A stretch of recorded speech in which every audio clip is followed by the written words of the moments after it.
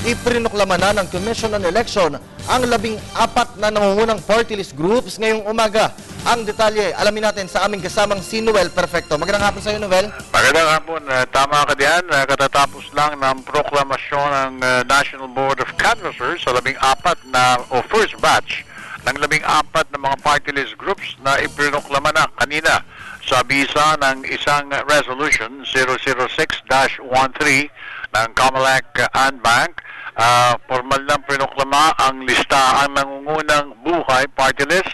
Sinundan ito ng Teacher, Bayan Muna, One Care, Akbayan, Ako Bicol, Abono, OFW Family, Gabriela, Co-op Natco, Agap, Citizens, Magdalo at Anwaray. Lahat ng mga 14 na ito ay binigyan na ng go signal ng Bank. Agad din isusunod sa Lunes ang second batch ng 44 ng mga party list groups at yan naman ay agad ring bibigyan ng mga pangalan para makilala ang mga nanalong 44 batches of new party list members of representations sa Kongreso sa pagbubukas nito.